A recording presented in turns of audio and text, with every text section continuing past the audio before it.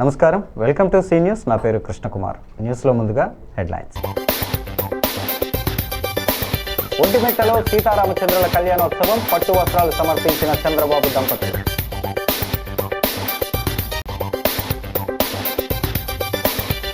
మూడు ముక్కలాటకు మూల్యం చెల్లించుకున్నారు.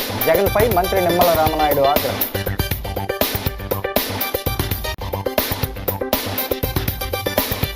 పోలీసులకు నా సమాచారం ఎలా తెలుస్తోంది? ప్రశ్నించిన మాజీ ఎంపీ జీవీ హర్షకుమార్.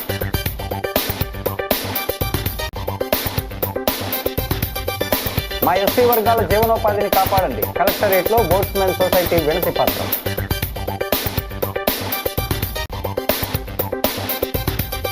కేంద్ర పర్యాటక మంత్రితో కందుల దుర్గేష్ భేటీ. రాష్ట్ర పర్యాటక ప్రాజెక్టులు ఆమోదించాలని విజ్ఞప్తి. ఇక డీటెయిల్స్ చూస్తే, ఒంటిమిట్ట పుణ్యక్షేత్రంలో శ్రీ సీతారామచంద్రుల కళ్యాణోత్సవం నిర్వహించిన పవిత్ర పర్వదినాన లోక్సభలో రాష్ట్ర రాజధానిగా అమరావతికి చట్టబద్ధత కల్పించే బిల్లుకు ఆమోదం లభించింది అని ముఖ్యమంత్రి నారా చంద్రబాబు నాయుడు హర్షం వ్యక్తం చేశారు. శ్రీవారి అనుగ్రహంతో అమరావతిని ప్రజల రాజధానిగా అభివృద్ధి చేయాలనే సంకల్పం తీసుకున్నట్లు తెలిపారు. ఒంటిమిట్ట కోదండరామస్వామి సన్నిధిలో బుధవారం రాత్రి నిర్వహించిన సీతారాముల దివ్య కళ్యాణోత్సవం అనంతరం వేదికపై నుంచి భక్త కోటిని ఉద్దేశించి ముఖ్యమంత్రి మాట్లాడారు. జై శ్రీరామ్ నినాదాలతో ప్రసంగాన్ని ప్రారంభించారు. ఒంటిమిట్ట శ్రీరాముడు తిరుమల వెంకటేశ్వర స్వామి అనుగ్రహంతో రాష్ట్రంలో రామరాజ్య స్థాపన జరిగిందన్నారు. రాష్ట్ర విభజన అనంతరం ఒంటిమిట్టలోని ప్రాచీన కోదండరాముడి ఆలయాన్ని టీటీడీ అధీనంలోకి తీసుకుని అభివృద్ధి దిశగా చర్యలు చేపడుతుందని గుర్తు చేశారు. ఈ పుణ్యక్షేత్రం ఆధ్యాత్మిక కేంద్రంగా మరింత అభివృద్ధి చెందుతుందన్నారు. కళ్యాణోత్సవానికి భారీగా తరలివచ్చిన భక్తజనంతో సీఎం స్వయంగా జై శ్రీరామ్ నామస్మరణ చేయించారు. శ్రీరాముల వారి కళ్యాణం తిలకించడానికి భారీగా భక్తులు తరలివచ్చారు. ఈ కార్యక్రమంలో రాష్ట్ర మంత్రులు Anam Ramanarayana Reddy, Mandipalli Ramprasad Reddy, TTD chairman BVR Naidu తదితరులు పాల్గొన్నారు.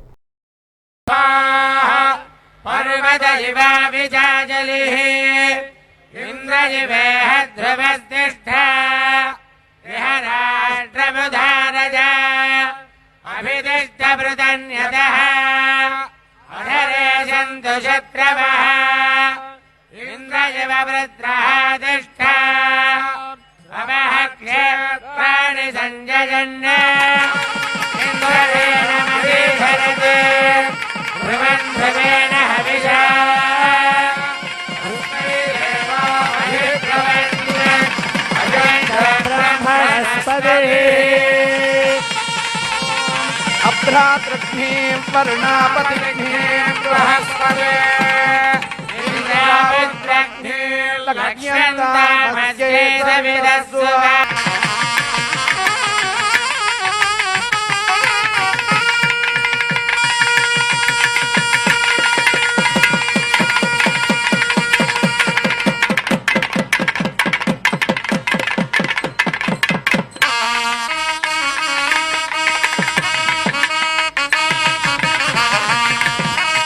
नमस्तीता महादेवी साक्षाल्लक्ष्मी प्रदायिनी राजा वरुणा ध्रुवन्देवा बृहस्पतिः ध्रुवन्द इन्द्रस्याग्निश्चराष्ट्रं धारयता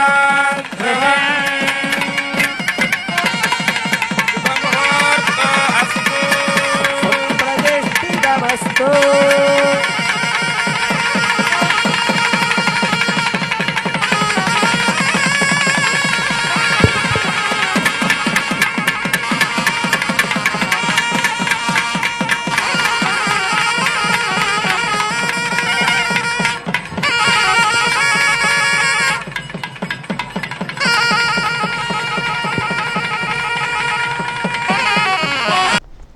అమరావతి రాజధానికి చట్టబద్ధత కల్పిస్తూ లోక్సభలో ఆమోదం పొందిన తరువాత కూడా మాజీ ముఖ్యమంత్రి వైఎస్ జగన్మోహన్ రెడ్డి మూడు ముక్కలాట ఆడుతున్నారని రాష్ట్ర జలవనరుల శాఖ మంత్రి నిమ్మల రామనాయుడు ఆగ్రహం వ్యక్తం చేశారు.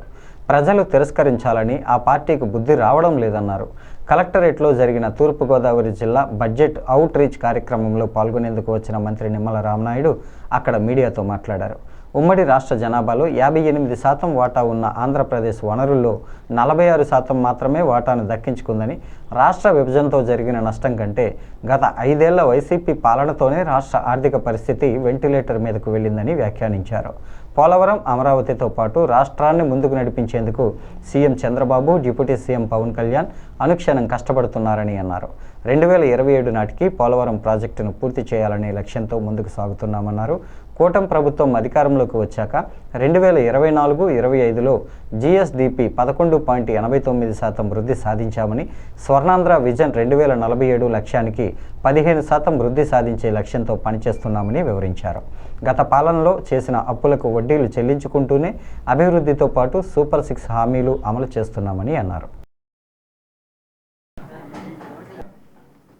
హైదరాబాద్ నుంచి మనం పనులపైన మ్యాక్సిమం ఆధారపడి ఆ విధంగా ఆర్థికంగా సమకూర్చుకోవడం ప్రభుత్వ డిపార్ట్మెంట్స్ రంగంలో కూడా మేము అందించడం జరిగింది. అప్పుడు ఇప్పుడు మన కప్పర్ మేడం గారు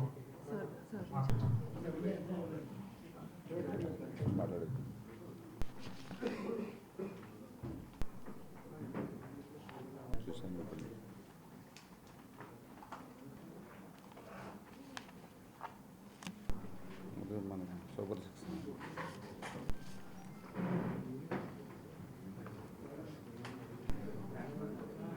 6 రోజుల్లో ఈరోజు 5 రూపాయలకి ఈరోజు పేదవాడు కడుపు నింపుతూ ఉన్నటువంటి పరిస్థితి అలా కానీ ఉద్యోగ విషయాల్లో కానీ మరి ఎప్పుడు కూడా ప్రాధాన్యత లేనిటువంటి సమయంలో కూడా మహిళలు వాళ్ళ అటువంటి మహిళలు ఆరోగ్యంగా ఉండాలనే ఆలోచనతో ప్రతి ఇంటిలోనూ కూడా టికెట్ లేకుండా ఈరోజు మహిళలకు ప్రయాణ సౌకర్యం కల్పించే మీటర్లు ఎంత లెంగ్త్ ఎంత డెప్త్ ఉంటుందనేది మన రికార్డులు ఏవైతే ఉన్నాయో ఆ రికార్డులకి అనుగుణంగా అందుకే నా ఉద్దేశం ప్రకారం ఒక 2,000 కోట్ల రూపాయల వరకు కూడా అవసరం ఉండొచ్చేమో అనుకుంటున్నాము ఇప్పుడున్నటువంటి పరిస్థితిని బట్టి. అందుకనే ఈరోజు ఈ రాష్ట్రంలో ప్రతిపక్ష హోదా లేనిటువంటి వ్యక్తి కూడా ఈరోజు అధికారం ఉన్నప్పుడు ప్రజల్ని భయభ్రాంతులు చేశాడు.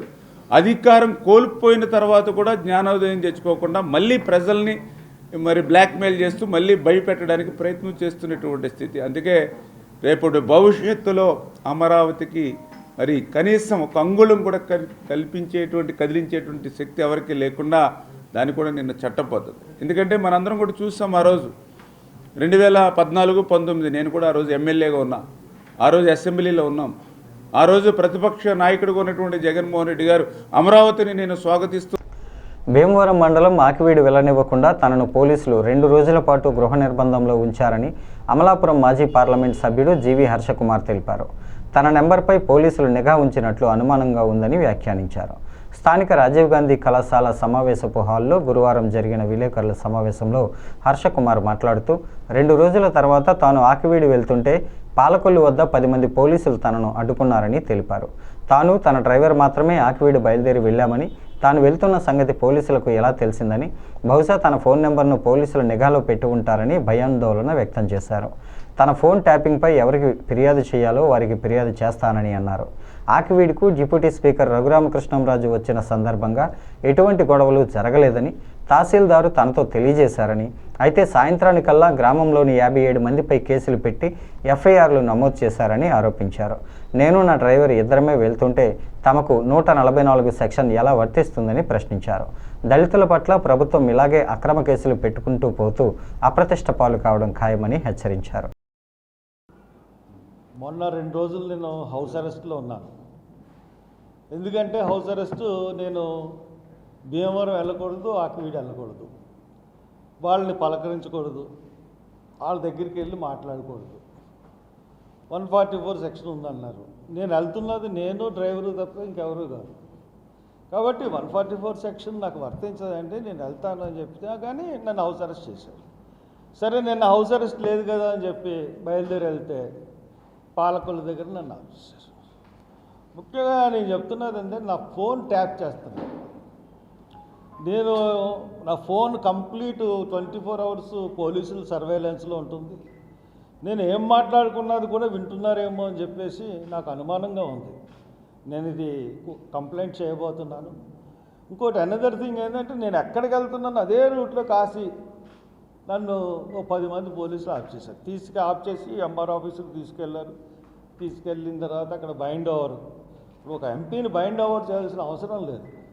సరే బైండ్ ఓవర్కి సంతకం పెట్టి నేను ఒక పూచీకత్తు రాసి పర్మిషన్ ఇవ్వండి అని చెప్పేసి పెట్టి వచ్చాను. ఇవాళ కానీ రేపు కానీ పర్మిషన్ ఇవ్వండి, నేను ఆకివీడు వెళ్ళాలి, భీమవరం వెళ్ళాలి. ఎందువల్ల అంటే వన్ సైడ్ కోటిలింగాలపేట ఇసుక ర్యాంపుల నుంచి ఇసుక సరఫరా చేసి జీవనోపాధి పొందుతున్న ఎస్సీ వర్గాలకు చెందిన సుమారు 100 కుటుంబాలు ప్రస్తుతం తీవ్రమైన ఇబ్బందులు ఎదుర్కొంటున్నామని Shri Ganga all caste sand and boatsmen labour contract cooperative private limited సభ్యులు తెలిపారు. ఈ మేరకు జిల్లా కలెక్టర్ను కలిసి తమ జీవనోపాధికి ఇబ్బంది లేకుండా తగు చర్యలు తీసుకోవాలని గురువారం వినతి పత్రం అందజేశారు. ఈ సందర్భంగా Shri Ganga sand and boatsmen labour contract co private limited సభ్యులు కొల్లు చంద్రకుమార్, మేకల సూర్యారావు మాట్లాడుతూ తాము గత 10 ఏళ్లుగా మల్లయ్యపేట పెట్రోల్ బంక్ పక్కన ఉన్న మార్గం ద్వారానే కోటిలింగాలపేట ఇసుక ర్యాంపుల నుంచి ఎలాంటి ఇబ్బందులు లేకుండా ఇసుక లారీలు నడుపుతూ తమ జీవనోపాధిని కొనసాగిస్తున్నామని తెలిపారు. గత ప్రభుత్వ కాలంలో కూడా ఇదే మార్గంలో ఇసుక లారీలు నడిచాయని, అప్పట్లో ఎలాంటి అభ్యంతరాలు లేదా సమస్యలు రాలేదని గుర్తు చేశారు. అయితే ఇటీవల కొంతమంది నిరసనల పేరుతో ఆ మార్గంలో లారీలు వెళ్లకుండా అడ్డుకోవడం జరుగుతోందని, దీనివల్ల ఎస్సీ వర్గాలకు చెందిన కార్మికులు, డ్రైవర్లు, లారీ యజమానులు తీవ్రంగా నష్టపోతున్నారని ఆవేదన వ్యక్తం చేశారు. సుందరం, సుధాకర్, డివి రాజు, కె రాజు, సూర్యారావు, ఏ రాంబాబు, వెంకట్, నవీన్, శ్రీను, ప్రభ, ప్రసన్న, కృష్ణ, సత్యబాబు తదితరులు ఈ కార్యక్రమంలో పాల్గొన్నారు.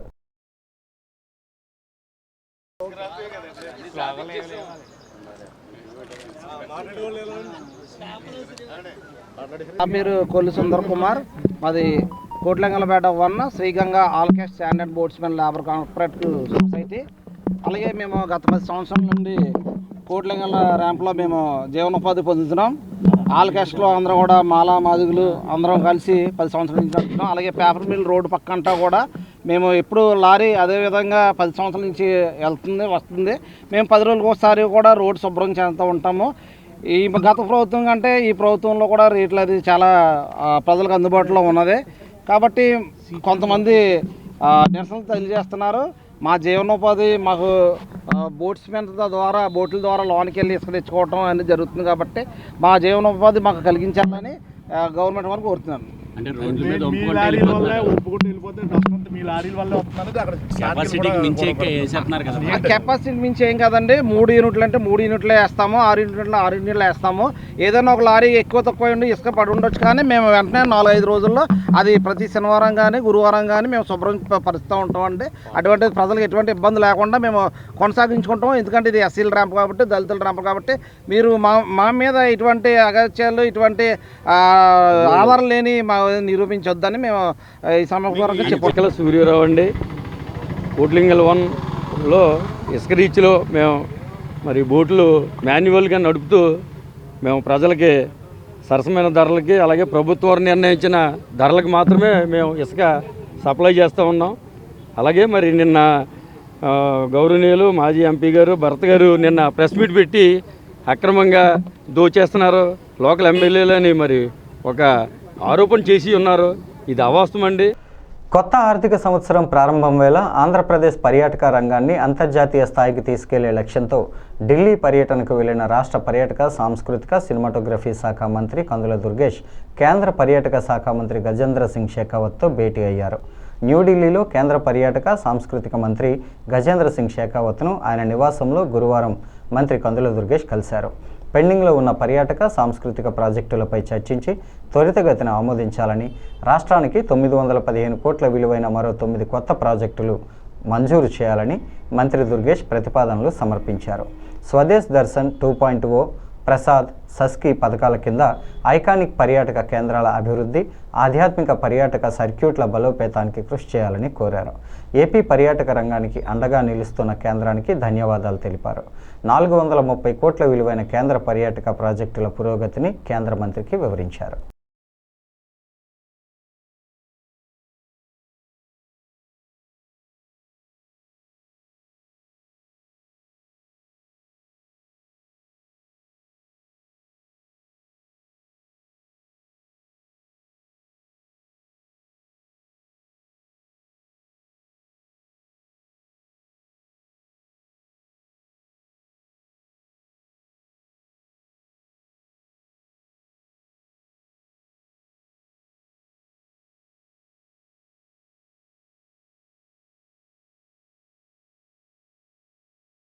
స్థానిక ఏవి అప్పారావు రోడ్ రామాలయం జంక్షన్లో శ్రీరామనవమి ఉత్సవాల ముగింపు సందర్భంగా గురువారం భక్తులకు భారీ ఎత్తున అన్న సమారాధన కార్యక్రమాన్ని నిర్వహించారు.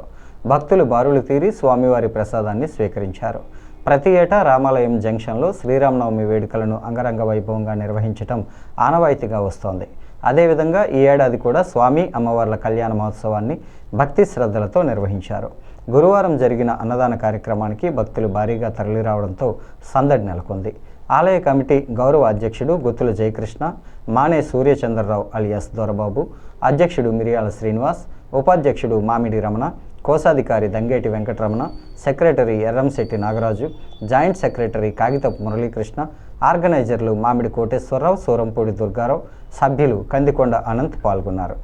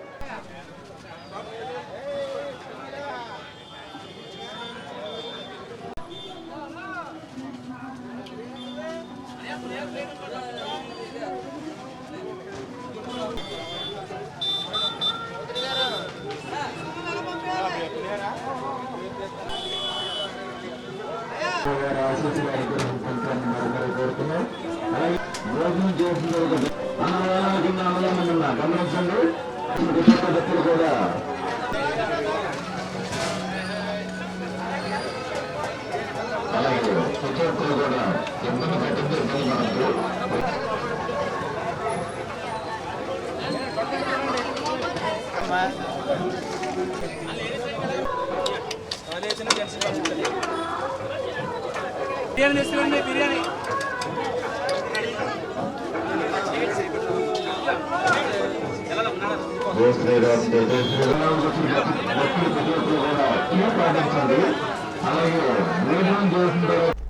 మోరంపూడి గ్రామదేవత మాతృశ్రీ పోలేరమ్మ అమ్మవారి 12వ సంవత్సరం జాతర మహోత్సవాలు గురువారం ఉదయం ప్రారంభమయ్యాయి. ఈ రోజు నుంచి 6వ తారీఖు వరకు వివిధ పూజా కార్యక్రమాలు, సాంస్కృతిక కార్యక్రమాలతో జాతర మహోత్సవాలు జరగనున్నాయి. ప్రారంభోత్సవం సందర్భంగా తొలుత ఉదయం 9:15 లక్ష్మణరావు దంపతుల చేతుల మీదుగా కలశ స్థాపన కార్యక్రమం నిర్వహించారు.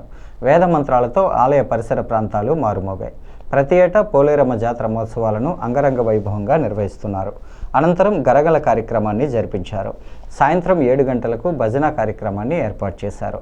ఈ జాతర మహోత్సవాలలో స్థానికులతో పాటు వివిధ ప్రాంతాల నుంచి భక్తులు హాజరై అమ్మవారికి పూజలు నిర్వహించారు. భక్తులకు ఎలాంటి అసౌకర్యం కలగకుండా ఆలయ కమిటీ అన్ని ఏర్పాట్లు పూర్తి చేసింది. ప్రతిరోజు ఉదయం కుంకుమ పూజలు, సాయంత్రం 4 గంటలకు పారాయణ కార్యక్రమం ఉంటుందని తెలియజేశారు. భక్తులు ఈ జాతర మహోత్సవాల్లో పాల్గొని అమ్మవారి అనుగ్రహాన్ని పొందాలని వారు కోరుకున్నారు.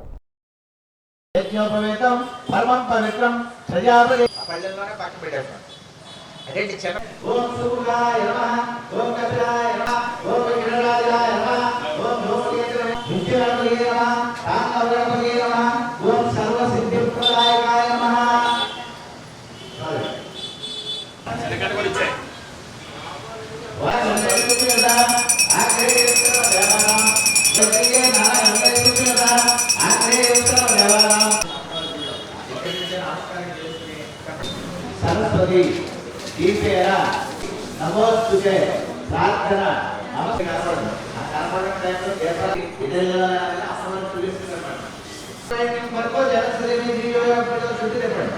महागणपति देवता प्रीत्यर्थम कदली कांबोर प्रतिक्रियता कर्पूर मंगल नीराजनेव अवगोरे ज्योतिर्गोरे ज्योतिर्गोरे सर्वे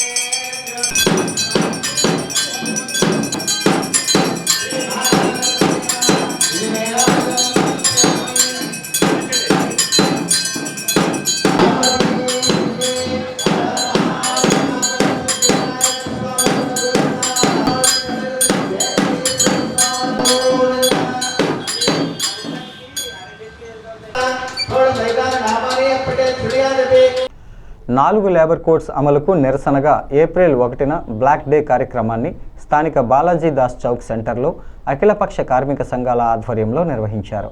కార్మిక వర్గం పోరాడి సాధించుకున్న 29 కార్మిక చట్టాలు కొనసాగించాలని, లేబర్ కోడ్స్ రద్దు చేయాలని డిమాండ్స్తో నినాదాలు చేశారు. ఈ నిరసన కార్యక్రమాన్ని సిఐటియు జిల్లా ప్రధాన కార్యదర్శి అధ్యక్షత వహించారు. నిరసనను ఉద్దేశించి ఏఐటియుసి జిల్లా కన్వీనర్ కె రాంబాబు, సిఐటియు జిల్లా ఉపాధ్యక్షుడు టి అరుణ్, ఇఫ్టు నాయకులు జోజి మాట్లాడుతూ 4 లేబర్ కోడ్స్ రద్దు చేయాలని కోరుతూ 36 కోట్ల మంది కార్మిక వర్గం ఫిబ్రవరి 12న సమ్మె చేశారని గుర్తు చేశారు.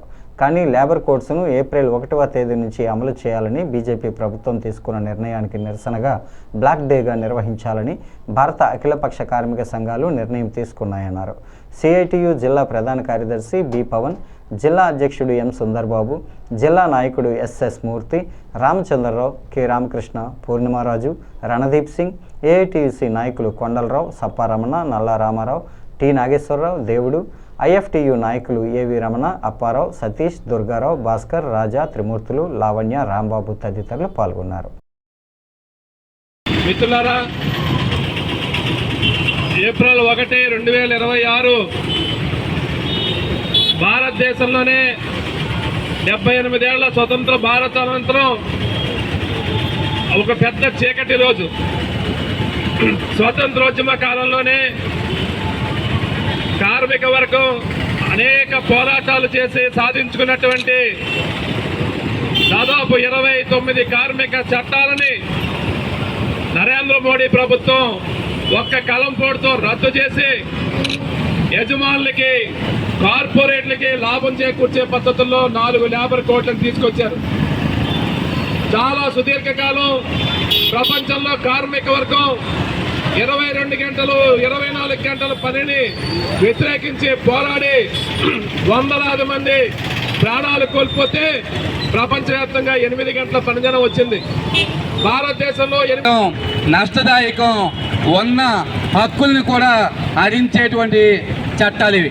కాబట్టి వీటిని రద్దు చేయాలని 29 కార్మిక చట్టాలు పాత ఏవైతే ఉన్నాయో వాటిని పూర్తి స్థాయిలో కొనసాగించి అమలు చేయాలని చెప్పి డిమాండ్ చేస్తూ ఈరోజు ఈ నిరసన దినం కార్యక్రమాన్ని మనం చేపడతా ఉన్నాం. ఈ కార్యక్రమాన్ని ఉద్దేశించి మాట్లాడాల్సిందిగా ఏఐటియుసి జిల్లా కన్వీనర్ రాంబాబు గారిని మాట్లాడాల్సిందిగా ముందుగా కోరుతున్నాం. రోజు ఎందుకంటే ఏదైతే కార్మిక హక్కుల కోసం గత బ్రిటిష్ కాలం నుంచి పోరాడి సాధించుకున్నటువంటి కార్మిక చట్టాలు 29 కార్మిక చట్టాలు ఏ అయితే ఉన్నాయో అవన్నిటిని కూడా ఈ బీజేపీ ప్రభుత్వం వచ్చిన తర్వాత వాటిలన్నింటినీ రద్దు చేసి వాటి స్థానంలో కొత్తగా 4 లేబర్ కోడ్లని తీసుకురావడం జరిగింది. ఇది దేవీపట్నం మండలం రామదుర్గం కొండ ప్రాంతంలో పెద్ద పులి సంచారంతో అధికారులు అప్రమత్తమయ్యారు. రాజానగరం మండలానికి చెందిన సుమారు 50 మంది సందర్శకులు యాత్ర కోసం రామదుర్గం కొండకు వెళ్లి పులి సంచారం కారణంగా అక్కడే చిక్కుకుపోయి భయాందోళనకు గురయ్యారు. ఈ విషయం తెలిసిన వెంటనే సంబంధిత అధికారులు స్పందించారు. ఎంపీ పురంధేశ్వరి కార్యాలయం ద్వారా డిప్యూటీ సీఎం కార్యాలయానికి, పోలవరం జిల్లా కలెక్టర్కు, డివిజనల్ ఫారెస్ట్ ఆఫీసర్కు సమాచారాన్ని అందజేశారు. అటవీ శాఖ అధికారులు తక్షణ చర్యలు చేపట్టి ట్రాక్టర్ల సహాయంతో ప్రత్యేక బృందాలను పంపించి అక్కడ ఉన్న సందర్శకులను సురక్షితంగా తరలించే చర్యలు ప్రారంభించారు. పరిస్థితిని సమీక్షిస్తూ ప్రతి దశలో సమాచారాన్ని అందిస్తూ అటవీ అధికారులు సమన్వయంతో చర్యలు చేపడుతున్నారు. గత 5 రోజులుగా దేవీపట్నం మండలం గోదావరి తీర ప్రాంతంలో పులి సంచారం ఉన్నట్లు గుర్తించిన అధికారులు ప్రజలను అప్రమత్తంగా ఉండాలని సూచించారు. పులి సంచారం గురించి పూర్తి సమాచారం లేకుండానే రామదుర్గం కొండకు వెళ్లిన సందర్శకులు ఈ పరిస్థితిని ఎదుర్కొన్నట్లు తెలిపారు.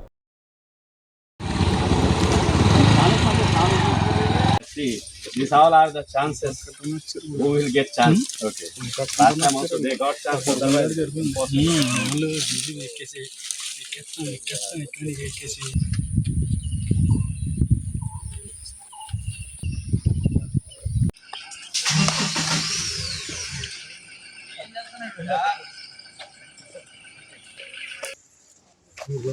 బ్లడ్ ఎక్కువ తాగిందండి, కొంచెం తక్కువ తాగింది. మంచి 4 ఫోటోలు మంచిగా.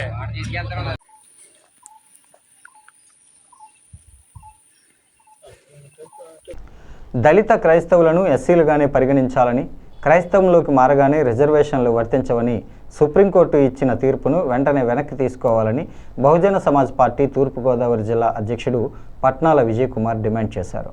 బహుజన సమాజ్ పార్టీ పిలుపు మేరకు గురువారం జిల్లా కలెక్టరేట్ వద్ద పట్నాల విజయ్ కుమార్ ఆధ్వర్యంలో ధర్నా నిర్వహించారు. ఈ సందర్భంగా పట్నాల మాట్లాడుతూ దళిత క్రైస్తవులకు ఎస్సీ రిజర్వేషన్ పునరుద్ధరించే వరకు బీఎస్పీ పోరాటం సాగిస్తుందన్నారు. సుప్రీంకోర్టు ఇచ్చిన తీర్పును వెంటనే ఉపసంహరించుకోవాలని డిమాండ్ చేశారు. భీమవరం మండలం ఆకివీడిలో దళితులపై పెట్టిన అక్రమ కేసులు వెంటనే ఎత్తివేయాలని, ఎమ్మెల్యే రఘురామకృష్ణంరాజును సస్పెండ్ చేయాలని డిమాండ్ చేశారు. ఉండి నియోజకవర్గంలో దళితులపై దాడులు, చర్చిలు, ఇళ్లు ధ్వంసం చేస్తున్న అధికారులు పట్టించుకోకపోవడంపై ఆగ్రహం వ్యక్తం చేశారు. కార్యక్రమంలో బీఎస్పీ నాయకులు ఇసుకపట్ల రాంబాబు, ఎన్ వెంకటరత్నం తదితరులు పాల్గొన్నారు. అయితే తన మీద ఉన్న కేసులను అని చెప్పేసి ఈ సందర్భంగా అతనికి హెచ్చరిస్తున్నాం. ఈ రఘురామరాజుని వెంటనే అతని పదవిని తొలగించి అతని ఎమ్మెల్యే పదవి నుంచి కూడా సస్పెండ్ చేయాలని కోరుతున్నాం. ఎందుకంటే ఒక డిప్యూటీ స్పీకర్గా ఉండి యాక్షపక్షంగా ఒక వర్గానికి కాపు కాస్తూ రెండో వాళ్ళు ప్రజలను ఇబ్బంది పెడుతున్నది రఘురామరాజుని ఇమ్మీడియట్గా సస్పెండ్ చేయాలని చెప్పేసి అడుగుతున్నాం. అలాగే ఈ భారతదేశంలో ఏ మూల జరిగినా చర్చలు ఉంటాయి, కానీ అవిడి నియోజకవర్గం, ఉండి నియోజకవర్గంలో రఘురామకృష్ణరాజు వర్గంలో అక్రమ చర్చలు అని చెప్పేసి కూలుస్తూ అక్కడ పాస్టర్ని, ఎస్సీలని ఇబ్బంది పెడుతుంది. రఘురామరాజుని ఇమ్మీడియట్గా అతని పదవిని తొలగించి ఎమ్మెల్యే పదవిని కూడా తొలగించి అతని టీడీపీ ప్రభుత్వాన్ని టీడీపీ పార్టీని సస్పెండ్ చేయాలని చెప్పేసి మేము ప్రధాన డిమాండ్ చేస్తాం. ఏదంటే సెక్యులర్ పార్టీ చెప్పుకుంటున్న టీడీపీ ప్రభుత్వం ఈరోజు రఘురామరాజుని డిప్యూటీ స్పీకర్ పెట్టి అక్కడ హిందువులని, క్రైస్తవులని, ముస్లిం వర్గాలు ఎక్కడ ప్రశాంతమైన వాతావరణం ఉన్న వాతావరణాన్ని చెడుగు తప్పి అక్కడ క్రైస్తవులుగా ఇబ్బంది పడుతున్న రఘురామరాజుని ఇమ్మీడియట్గా డిప్యూటీ స్పీకర్ హోదా నుంచి తొలగించాలని చెప్పేసి బహుజన సమాజ్ పార్టీ డిమాండ్ చేస్తుంది. కోర్టు ఎస్సీల నుంచి కన్వర్ట్ అయినటువంటి క్రిస్టియన్స్కి ఎస్సీ హోదా తొలగించాలని చెప్పేసి తీర్పునిచ్చింది. ఇది రాజ్యాంగంలో ఎక్కడా లేదు. అయితే 1950లో రాష్ట్రపతి ఉత్తర్వుల్లో చేర్చారు, కానీ అది కూడా స్పష్టంగా లేదు. దాన్ని బేస్లెస్గా ఉన్నదాన్ని బేస్ చేసుకుని సుప్రీంకోర్టు ఇచ్చినటువంటి ఈ తీర్పుని వెనక్కి తీసుకోవాలని చెప్పేసి బహుజన సమాజ్ పార్టీ డిమాండ్ చేస్తుంది. బహుజన సమాజ్ పార్టీ దేశవ్యాప్తంగా కూడా డిమాండ్ చేసేది ఎస్సీ క్రైస్తవులకు, ఎస్సీ నుంచి కన్వర్ట్ అయిన ఎస్సీలకు ఎస్సీ హోదానే ఉండాలని చెప్పేసి డిమాండ్ చేస్తూ ఆ యొక్క తీర్పు ఏదైతే ఉందో ఆ తీర్పుని వెనక్కి తీసుకోవాలని డిమాండ్ చేస్తున్నాం. ముఖ్యంగా అటువంటి ఈ తీర్పుల్ని ఆసరాగా తీసుకొని బ్యాంకుల్ని కొల్లగొట్టి వేలాది కోట్లు బ్యాంకులకు డిపాజిట్ అయ్యి ఆ ముసుగులో దాని నుంచి తప్పించుకోవడానికి రేటి ఆంధ్రప్రదేశ్ డిప్యూటీ స్పీకర్ రఘురామకృష్ణరాజు మతం ముసుగేసుకుని ఏదో అక్రమ సర్చలని 113 ఉన్నాయని ఏ లెక్కలు చెప్తున్నాడు. బులెటిన్ ముగించే ముందు హెడ్లైన్స్ మరోసారి. ఒంటిమిట్టలో సీతారామచంద్రుల కళ్యాణోత్సవం, పట్టు వస్త్రాలు సమర్పించిన చంద్రబాబు దంపతులు.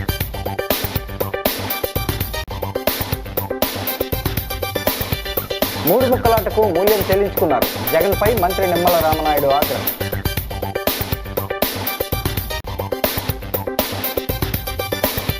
పోలీసులకు నా సమాచారం ఎలా తెలుస్తోంది, ప్రశ్నించిన మాజీ ఎంపీ జీవీ హర్షకుమార్.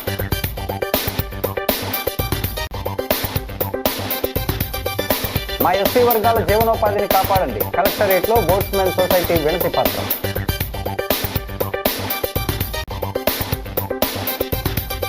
కేంద్ర పర్యాటక మంత్రితో కందుల దుర్గేష్ భేటీ, రాష్ట్ర పర్యాటక ప్రాజెక్టులు ఆమోదించాలని విజ్ఞప్తి. ఈ వార్తలు ఇంతటితో సమాప్తం. నమస్కారం.